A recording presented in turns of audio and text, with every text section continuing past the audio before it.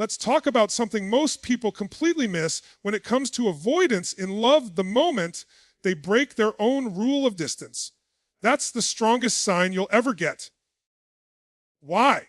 Because avoidants don't just create distance for fun. It's their entire operating system.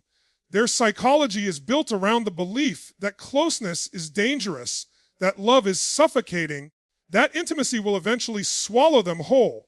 So they rely on distance the way a diver relies on an oxygen tank. It keeps them alive. That's why when an avoidant actually steps forward, when they cross the very boundaries they swore to protect, you're not just seeing behavior. You're seeing a revolution inside of them. Think about it. Every one of us has rules that govern how we survive. For some, it's trust nobody. For others, it's work hard or you'll fail. For avoidance, the golden rule is never let anyone get close enough to hurt you. And yet, when they can't stop loving you, something inside them begins to override that sacred law. They'll reach out at 2 a.m. when they swore they wouldn't. They'll initiate conversations they used to avoid. They'll show up at your door, even though their entire nervous system is screaming at them to turn around. That contradiction, that breaking of their own survival strategy, is love exposing itself in its rawest form. Now, here's where people get it wrong. They mistake this move toward closeness as something casual, like, oh, he texted me back, maybe he's interested. No, this isn't casual. For an avoidant, even the smallest gesture of closeness is a monumental leap. A simple, how are you, might look ordinary to you, but in their internal world, it's rebellion. It's their heart defying their fear. And you need to recognize that for what it is. The psychology here is fascinating. Human beings are wired for consistency. We like our rules. We like our patterns. The brain fights to keep them intact because predictability equals safety. So when an avoidant abandons their sacred pattern of distance, that's not just emotional, it's neurological. It's their brain choosing love over fear, connection over survival. And here's the truth, they don't do it often. And they don't do it for just anyone. They only break that rule when the pull of love is stronger than the grip of fear. You'll notice something else when this happens. Their body language changes. You'll see them leaning in when they used to lean back. You'll see them ask questions they never asked before. And sometimes, you'll see this paradox. They'll move closer, then retreat fast, almost like they touched fire. That back and forth is not inconsistency. It's proof of the battle raging inside of them, because part of them is still terrified, but another part stronger, deeper, more primal. Cannot let you go. Let me be very clear, this is not about excusing unhealthy behavior. This isn't about tolerating disrespect or emotional chaos. This is about understanding that when an avoidant breaks their own rule of distance, it is the closest thing you will ever see to a confession of love from them. It's not in the words, it's in the cracks of their armor. It's in the choices they make that terrify them. And if you miss this, if you dismiss it as not enough, you'll overlook the language of their love. Philosophically, isn't this what love really is? It's not about doing what's easy. It's about breaking what's comfortable. It's about dismantling the self-made walls that protect us but also imprison us. The avoidant, in that moment, is teaching us something profound, that love is not proven by perfection. It's proven by disruption. When they disrupt their own rule book, they are silently screaming, "You matter to me more than my fear." So when you see an avoidant breaking their own rule of distance, don't just glance past it. Recognize it for what it is, the strongest sign they cannot stop loving you. And here's the question I want to leave you with. What are the rules you've been living by that are keeping love out of your life? Because if an avoidant can shatter their sacred walls for love, maybe it's time you shattered yours. When most people think about love, they think about loud gestures, words of affirmation, endless texts, constant presence. But for the avoidant, the truth is inverted. Their love doesn't shout, it whispers. And if you're not paying attention, you'll miss it. The second strongest sign an avoidant can't stop loving you is that their silence transforms into presence. Not direct, not obvious, but subtle. They hover. They linger. They remain tethered to your world, even when their mouth stays closed and their hands stay still. This is the paradox of the avoidant psyche. They fear intimacy, yet they crave it. They resist closeness, yet they ache for connection. So how do they reconcile this inner war? They choose proximity without confrontation. They won't flood your phone with messages, but they'll watch your every move from the sidelines. They'll check your stories, notice the changes in your tone, remember the small details you shared months ago. They'll remain quietly attached, even while pretending to keep their distance. Think about it this way: silence doesn't always mean absence. Sometimes silence is a mask, a cover for what words cannot safely express. The avoidant feels love deeply, but their system equates expression with danger. To say, "I miss you," feels too vulnerable. To call every night feels too exposed. So they say it through their presence in the shadows.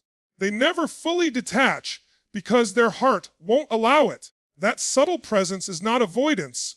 It's devotion wrapped in disguise. Psychologically, this makes perfect sense.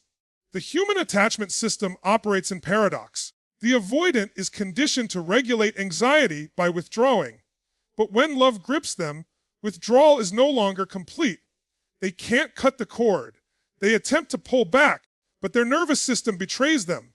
They find themselves circling your orbit, unable to fully let go. In fact, research on attachment shows that avoidants often remain more emotionally tethered than they admit. They are like satellites, appearing distant, but always locked into the gravity of the one they love. And here's what's so powerful: you don't need to chase to see this. If you stand still, their presence will reveal itself. The late night message after weeks of silence, the comment on something trivial just to insert themselves back into your awareness, the subtle ways they track your life, not to control, but to stay connected without admitting it. It's not about obsession. It's about the silent proof that you live in their mind rent, free, no matter how hard they try to evict you. Philosophically, this teaches us something about the nature of love itself. Love isn't always loud. Sometimes it's quiet. Sometimes it lives in the spaces between words, in the invisible thread that keeps two people bound even when they pretend they've walked away. And the avoidant is the clearest mirror of this reality.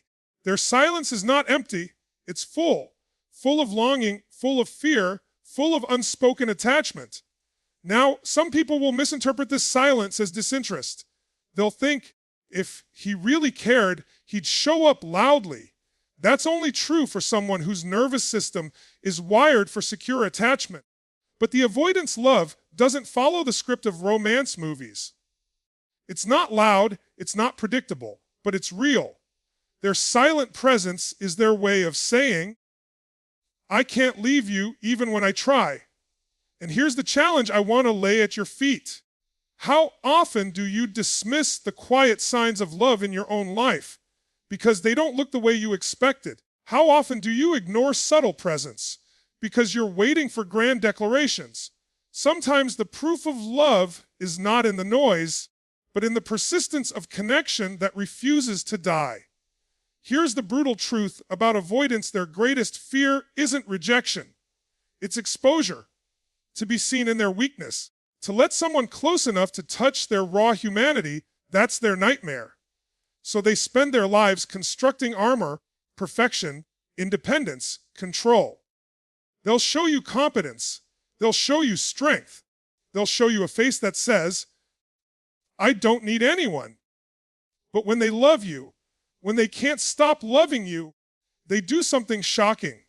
They reveal the very vulnerability they swore to hide. And that is the loudest declaration of love you will ever get from them. You have to understand how deep this runs. Avoidants are often people who, somewhere along the line, learned that their feelings were unsafe. Maybe they grew up in a home where emotions were mocked, or where love was conditional. Maybe every time they opened up, they were shamed or abandoned.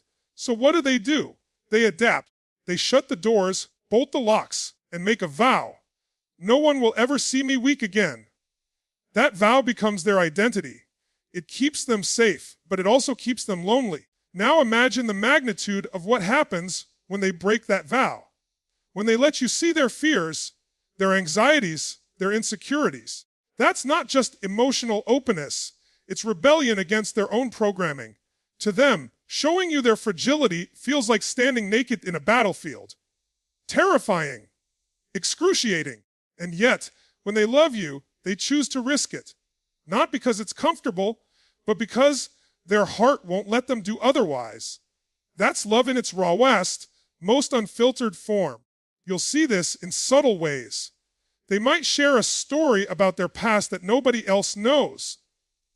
They might admit that they're scared of losing you, even though every part of them wants to pretend they're invincible. They might break down and cry in front of you when crying is something they've trained themselves never to do. These moments aren't random slips. They're sacred windows into who they really are. And the fact that you're the one they chose to show them to, that's not an accident. That's a sign. Psychologically, this is enormous, because vulnerability is the birthplace of intimacy. But for an avoidant, intimacy feels like suffocation. So when they cross that bridge, when they dare to be vulnerable with you, they're not just expressing emotion. They're dismantling the very wall that has defined their existence.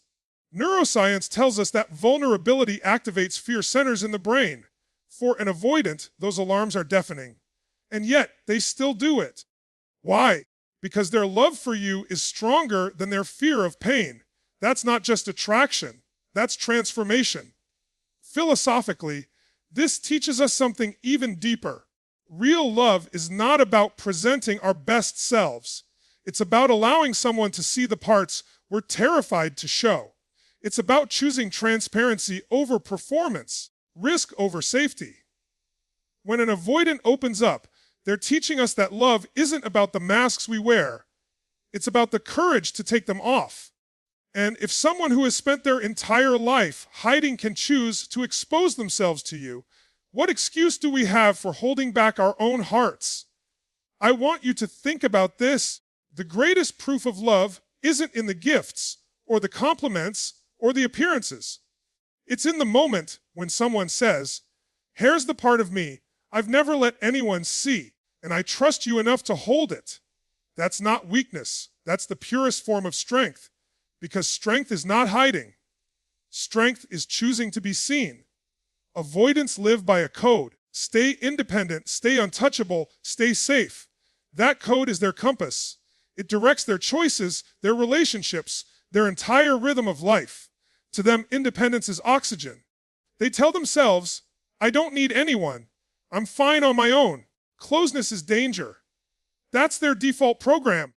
But here's what you need to see. When an avoidant can't stop loving you, something starts to shift. They begin to fight their own nature. You can actually watch them wrestle with the very instinct that has kept them alive all these years.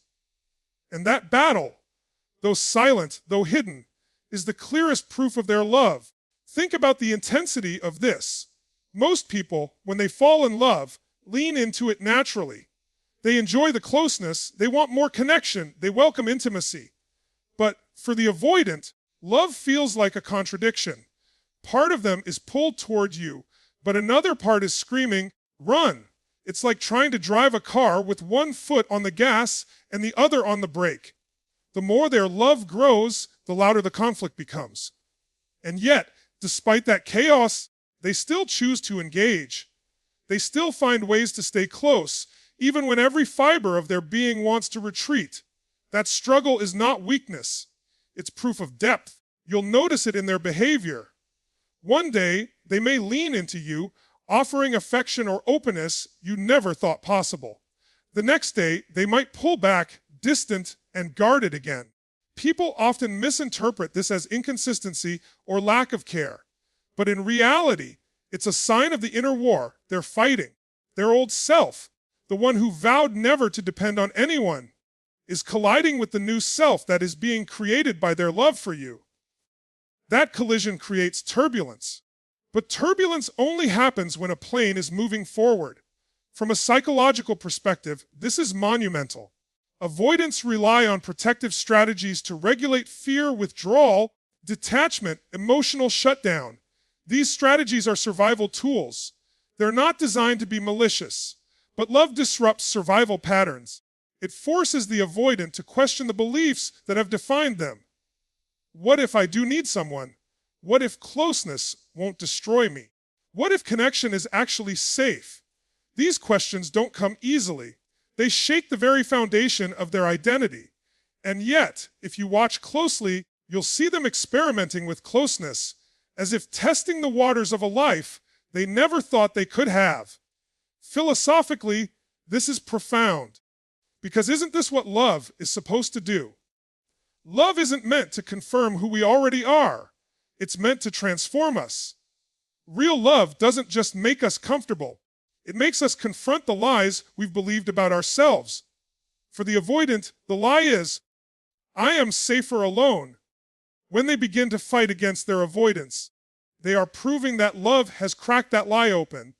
They're realizing, often for the first time, that the risk of closeness is worth more than the illusion of safety.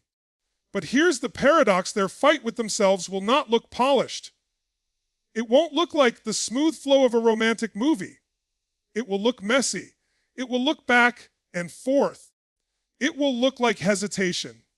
And if you're not aware of what's really happening, you'll misread it as indifference. But it's not indifference.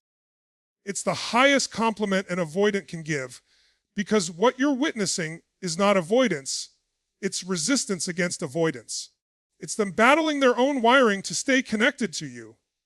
And isn't that the essence of love? Love isn't proven by doing what's easy.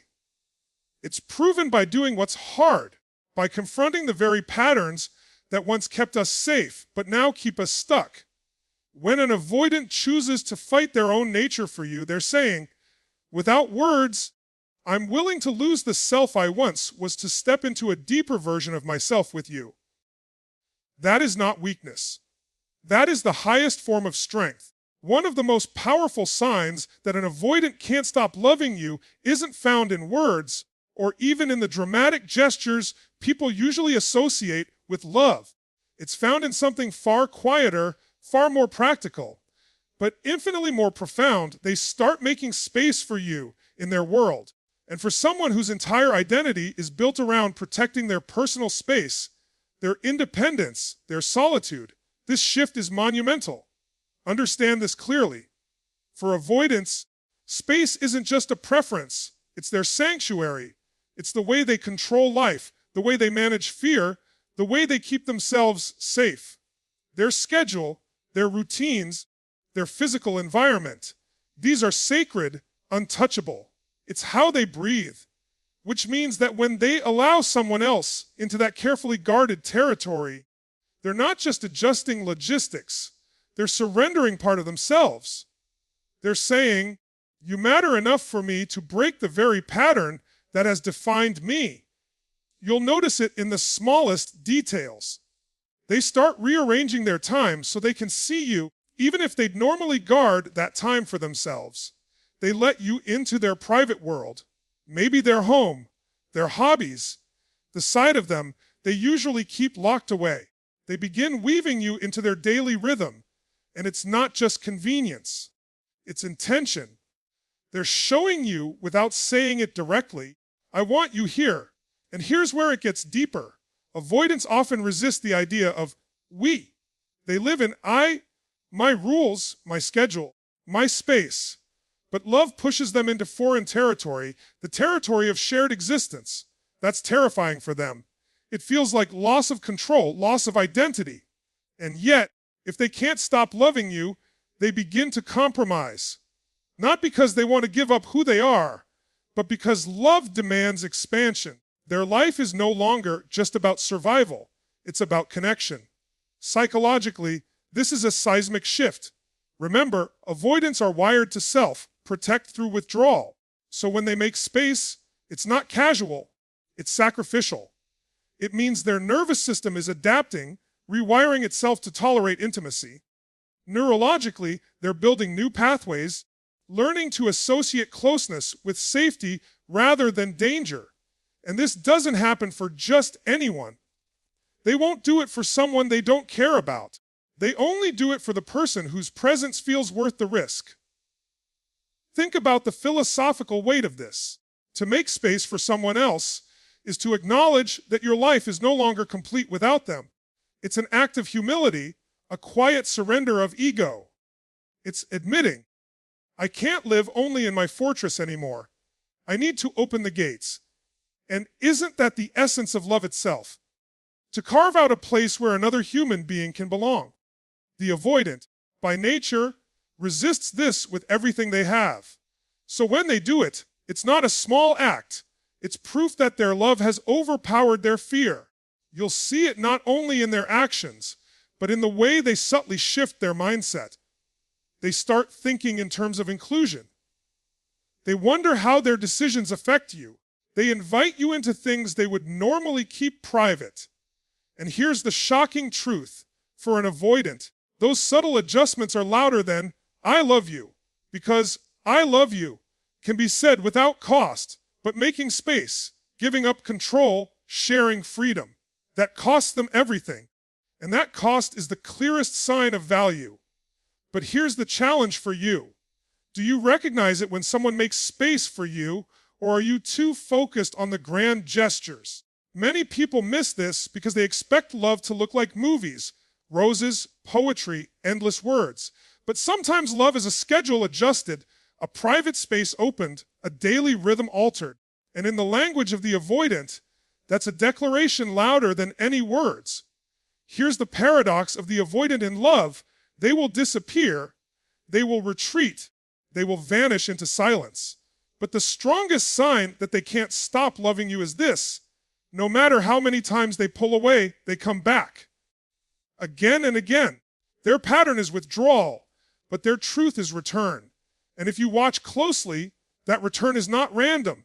It is the gravitational pull of love proving itself stronger than fear. Let's be real, avoidants are experts at running. They've mastered the art of retreat because distance is their comfort zone. When intimacy grows too intense, when emotions rise too high, they vanish. To them, it feels like survival. And in those moments of silence, you might think, that's it. They're gone. They don't care. But what happens? Time passes, and then, without warning, they reappear. A message, a call, a sudden attempt to reconnect. Why? Because love pulls them back. Their heart betrays their fear. Their return is the confession they can't put into words. Now, it's important to understand what this cycle really means.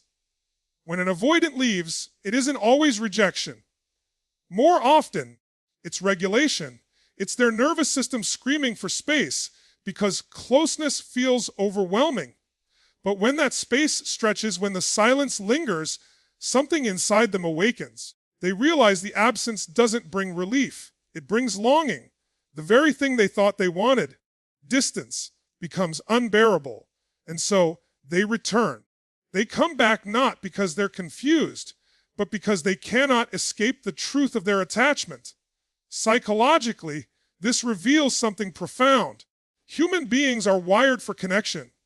Even the avoidant, who convinces themselves they're self-sufficient, cannot override that wiring forever.